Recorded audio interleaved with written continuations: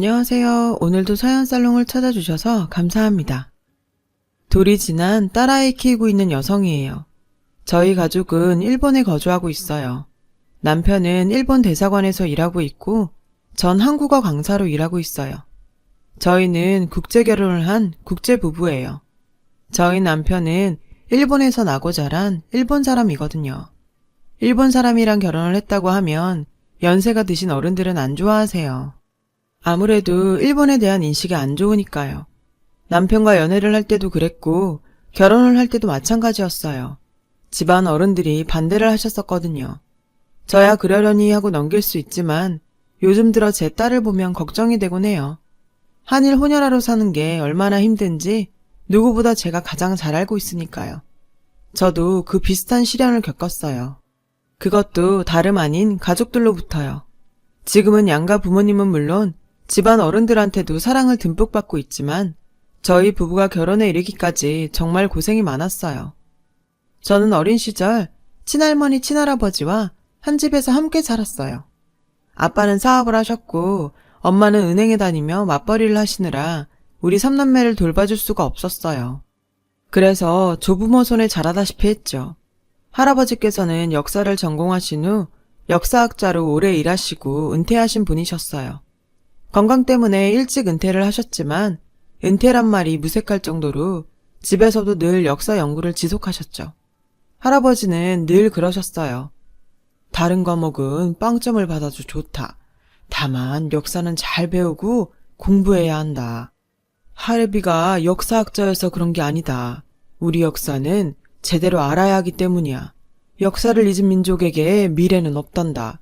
할애비 말 알아듣겠지? 할아버지께서 특별히 심혈을 기울여 가르쳐주신 주제가 있는데 바로 일제강점기와 6.25 전쟁이었어요. 나는 일제강점기를 몸소 겪은 사람이야. 이 일본 놈들 때문에 도망다니느라고 네 아빠를 늙어서 낳을 수밖에 없었다. 저희 아빠는 할아버지 할머니가 50줄이 거의 다 되어서 낳은 외아들이에요. 할아버지와 할머니는 꽃다운 나이에 결혼하셨지만 시절이 시절인 만큼 행복한 신혼은 없었죠.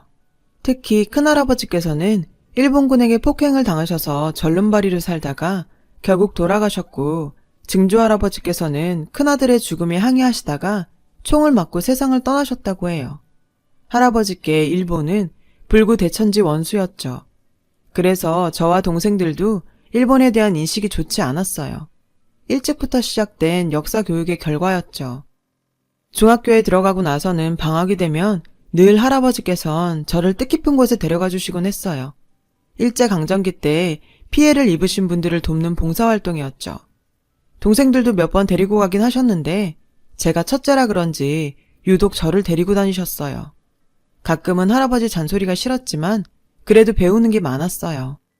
저는 할아버지 덕분에 지루할 수도 있는 역사를 그래도 좀 흥미롭게 공부할 수 있었어요. 어쨌든 할아버지가 동기부여는 확실히 됐으니까요. 제 동생들도 마찬가지고요. 이런 환경에서 자라다 보니 자연스럽게 대학을 진학할 때 관련 학과를 생각해 입시 준비를 했어요. 그렇게 심사숙고해서 고른 과는 바로 일어일문학과였어요. 좀 아이러니하다고 생각하시죠? 일제강점기를 공부하면서 일본어를 처음 접하게 되었는데 일본이라는 나라를 알면 알수록 그 언어에도 관심이 가더라고요. 할아버지께서는 그 소식을 들으시고 기뻐하셨어요. 우리 희연이가 우리 역사를 일본에 제대로 알릴 수 있는 사람이 되었으면 좋겠구나. 그놈들은 아직까지도 밥 먹듯이 헛소리하는 거 잘 알고 있지. 내가 죽기 전에 그 헛소리들을 다 바로잡는 걸 보고 죽을 수 있을지 모르겠다. 희연아, 열심히 공부하거라. 솔직히 저는 할아버지께서 싫어하실 줄 알았거든요. 그런데 할아버지는 적을 알아야 적을 물리친다는 생각을 갖고 계시더라고요. 일본을 제대로 눌러주려면 일본말로 따박따박 반박을 해줄 수 있어야 한다고 하셨죠. 그렇게 저는 일어일문학과에 진학했고 대학 생활을 시작했어요. 대학에서 역사 관련 동아리에 들었는데 전공을 살려서 이런저런 활동들을 많이 할 수 있었어요. 활동 중에 많은 부분을 차지했던 건 일제강점기 때 우리나라가 당한 피해를 널리 알리기 위한 활동이었어요. 위안부 할머니들이나 강제징용 피해 사실들을 알리는 일도 했고요.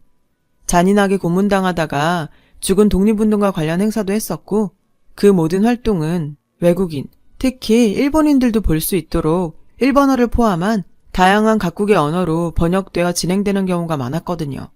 할아버지는 그런 저를 보시곤 장하다시며 자문이 필요하면 언제든 말하라고 하셨어요. 물심양면으로 도와주신다고요. 덕분에 뿌듯하고 든든하더라고요.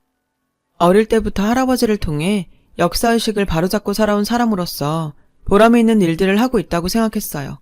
그래서 열심히 활동했고요. 그러던 어느 날이었어요. 대학교 3학년이 되는 해였는데 저희 동아리에 새로 회원이 한 명 들어왔어요.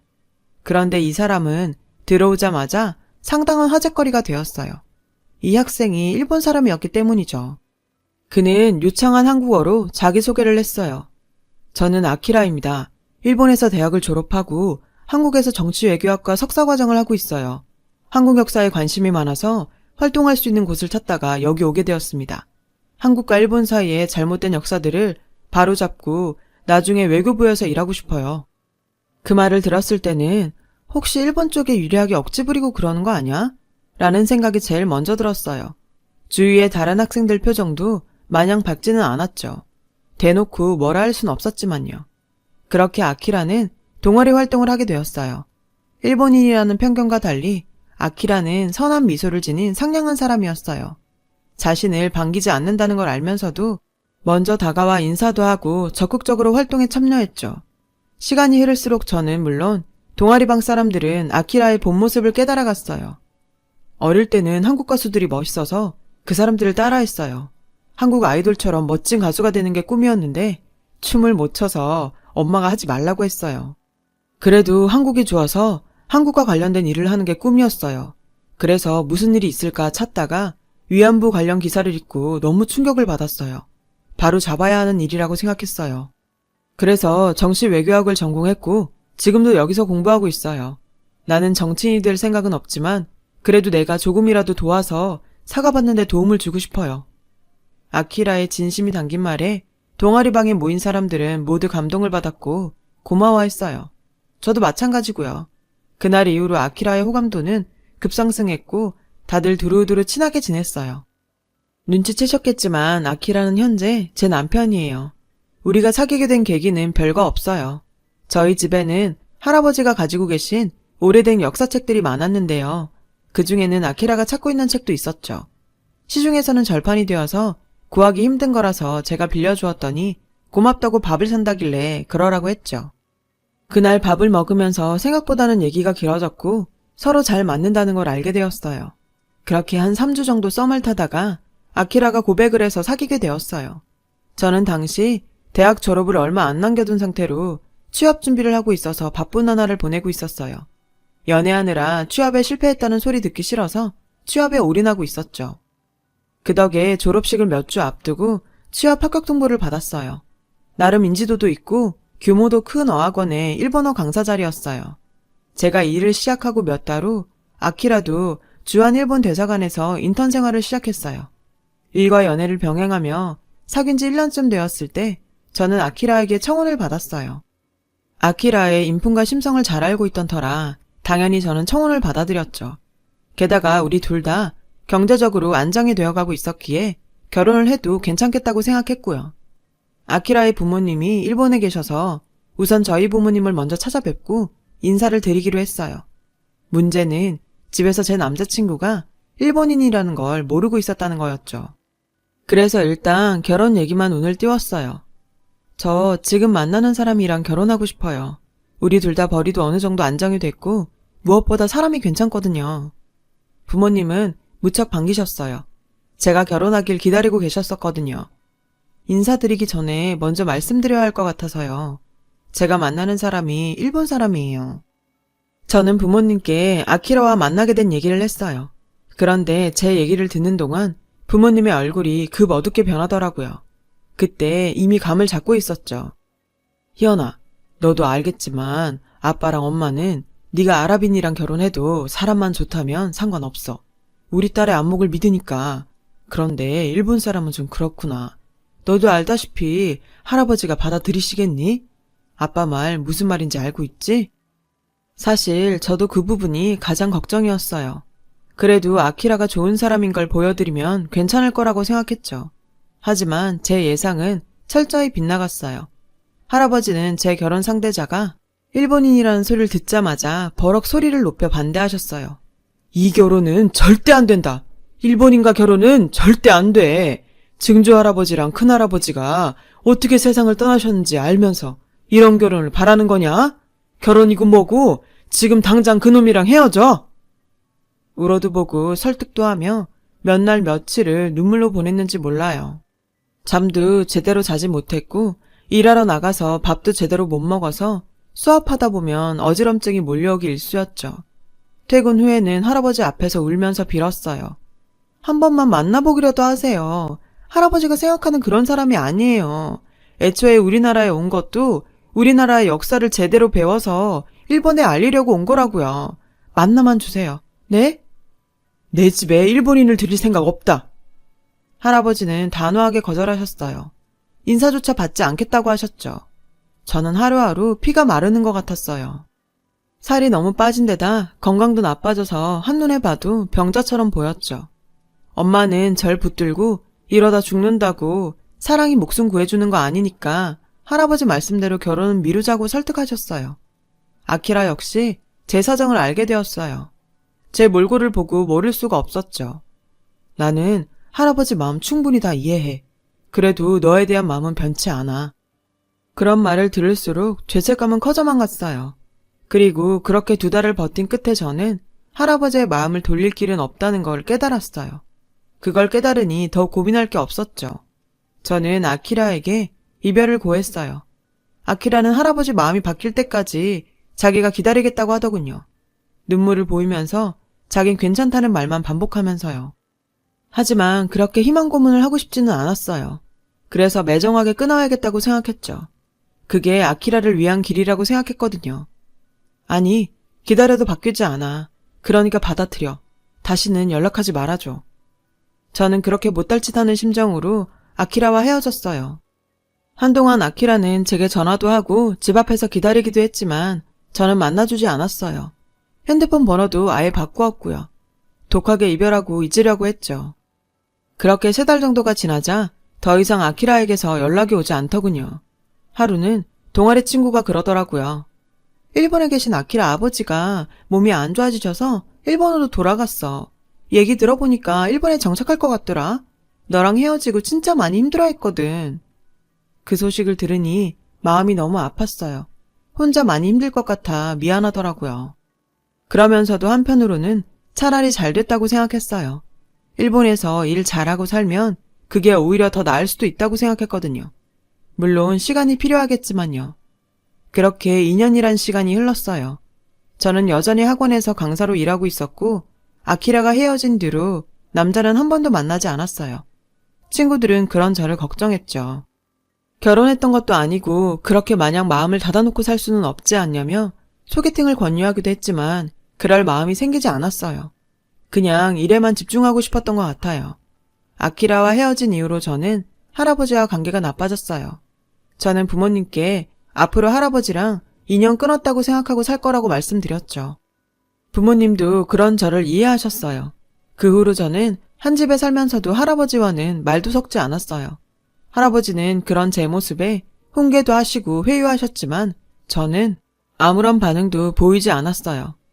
일본인 하나 때문에 천륜을 저버리는 되먹지 못한 태도는 어디서 배운 게냐? 참다 못한 할아버지는 가끔 호통을 치셨지만 그런 말조차 무시해버렸죠. 그렇게 저는 이별의 상처를 여전히 안고 살아가고 있었어요. 그런데 어느 날 회사로 여동생이 전화를 했더라고요. 무척 다급한 목소리였어요. 아빠가 일본에 출장을 가셨다가 그곳에서 쓰러지셨다고 했어요. 엉엉 울면서 말하는 동생의 말에 순간 가슴이 철렁 내려앉았어요. 일단 동생을 진정시키고는 되물었어요. 천천히 정확히 말해봐. 아빠가 갑자기 쓰러지셔서 급히 병원으로 옮겼는데 뇌출혈이래. 저는 학원에 양해를 구하고 급하게 휴가를 받았어요. 집에 돌아와 보니 엄마는 우느라 정신이 없으셨고 동생은 발만 동동 구르고 있었어요. 아빠를 모셔오려면 일본으로 가야 해서 언어 소통이 되는 제가 가기로 했어요. 당시 남동생은 공익요원으로 근무하고 있어서 해외에 나갈 수가 없었거든요. 엄마는 너무 충격을 받으신 상태라 도움이 안 될 것 같아서 결국 저와 여동생이 일본으로 향했어요. 일본이 먼 거리도 아닌데 가는 내내 속이 타들어갔어요. 여동생은 비행 내내 울먹였고요. 공항에 도착하니 아빠 회사 사람이 나와 있더군요. 아빠가 있는 병원으로 가는 택시 안에서 제게 상황 설명을 해주었어요. 응급수술은 다 잘 돼서 한국으로 모셔가기만 하면 돼. 수술비 처리도 됐으니 걱정하지 말고. 저는 수술비를 회사에서 내주는 건가 싶었어요. 그래서 물어보았죠. 그랬더니 정색을 하더라고요. 어떤 일본인이 내줬어. 너희 아빠한테 은혜를 입은 사람이라던데. 저도 여동생도 의아함을 감추지 못하고 이게 무슨 일인가 싶었어요. 그렇게 병원에 도착을 했고 안내받은 곳으로 가니까 아빠가 누워 있었어요. 호흡기를 차고 계셔서 말은 못하셨죠. 저는 의사 선생님한테 상태 설명을 들었어요. 다행히 빨리 발견해 바로 수술을 할 수 있었다며 괜찮을 거라고 하더라고요. 그 말을 듣고 나니 조금 안심이 되었어요. 안심이 되자 그제야 수술비를 낸 사람을 만나야겠다는 생각이 들더군요. 저는 수납창고를 찾아가 수술비를 낸 사람이 누군지 알 수 있냐고 물었어요. 그러자 아직 있을 거라고 하더군요. 따님들이 한국에서 올 때까지 병원에 있겠다고 했다고요. 그때였어요. 수납 직원이 누군가를 가리키며 저 사람이라고 하더라고요. 돌아본 순간 제 눈을 믿을 수 없었어요. 제 뒤에는 2년 전 그렇게 아프게 헤어진 아키라가 서 있었거든요. 그런데 더 놀라웠던 건 아키라는 저를 보고도 전혀 놀라는 기색이 없었다는 거예요. 저는 이게 어떻게 된 거냐고 물었어요. 우리 아버지가 여기 입원해 계셔.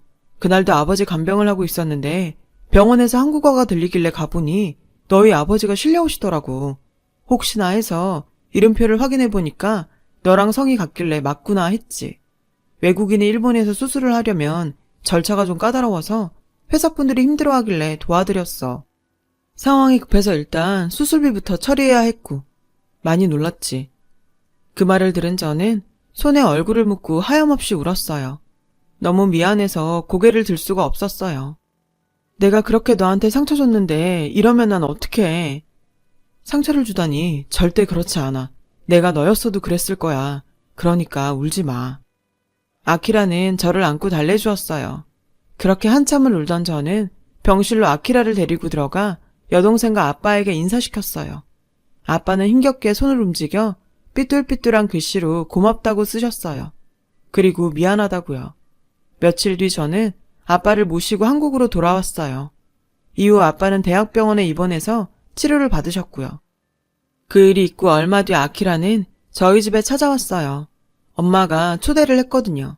할아버지가 싫어하지 않겠냐고 했더니 얘, 내 남편 살려준 사람인데 어떻게 모른 척하니? 귀한 손님한테 고기 반찬 차려서 밥 한 끼 대접해야 마음이 편할 것 같아.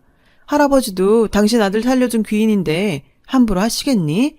그러니까 걱정 마. 엄마의 말에 저는 아키라를 초대하게 된 거죠. 아키라는 조금 긴장한 것 같았어요. 할아버지는 그런 아키라를 빤히 보시더니 갑자기 자리에서 일어나셨어요. 그리고는 아키라의 앞에 무릎을 꿇고 앉으셨어요. 그 모습에 모두 놀라서 어쩔 줄을 몰라 했어요. 미안합니다. 이 늙은이의 편견으로 마음에 상처를 주었네요. 그런데도 내 아들까지 살려주었다니 내가 이렇게라도 사죄를 하는 게 도리일 것 같아요. 미안합니다. 그리고 고마워요. 할아버지는 결국 눈물까지 흘리셨어요. 아키라는 할아버지를 일으켜 세우며 이러지 마시라고 할아버지 마음 이해한다고 했어요. 지금이라도 자신을 받아주셔서 감사드린다는 말도 함께요. 그날 저는 참 많이 울었어요. 아키라도 마찬가지였죠. 그렇게 저와 아키라는 2년 만에 다시 사랑하는 연인으로 돌아갈 수 있었어요. 그리고 얼마 뒤 우리는 다시 결혼 준비를 시작하게 되었어요. 이번에 양가 부모님의 허락하에 진행되는 거라서 준비도 수월하고 빠르게 진행이 되었어요. 그 사이 아빠 상태도 많이 호전됐고요. 결혼식은 한국에서 치렀고 신혼살림은 일본에 차리게 되었어요. 아키라가 일본에서 일하고 있기도 했고 시아버지께서 몸이 안 좋으셨기 때문에 저희 부부가 일본에서 살기로 했거든요. 일본으로 떠나오던 날 할아버지는 저와 아키라를 꼭 안아주시면서 어디를 가든지 항상 건강하고 행복하게 살라고 하셨어요. 그러시면서 많이 우시더라고요. 우여곡절 끝에 결혼한 우리 부부는 여전히 서로를 사랑하며 살고 있어요. 그리고 눈에 넣어도 아프지 않은 딸도 낳았고요. 비록 국적은 달라도 사람이 사는 건 똑같더라고요. 힘든 시간도 이겨냈듯이 저희 부부는 앞으로도 사회적 편견과 싸워가며 행복하게 살아갈 거예요. 예쁜 딸과 함께요. 지금까지 제 사연을 들어주셔서 감사드립니다. 들어주신 여러분의 삶에 앞으로도 희망차고 좋은 일들만 가득하시길 바랍니다. 여러분, 사연 댓글에 응원과 현명한 조언 부탁드려요. 좋아요와 구독은 저에게 큰 힘이 됩니다. 오늘도 좋은 일 가득하세요.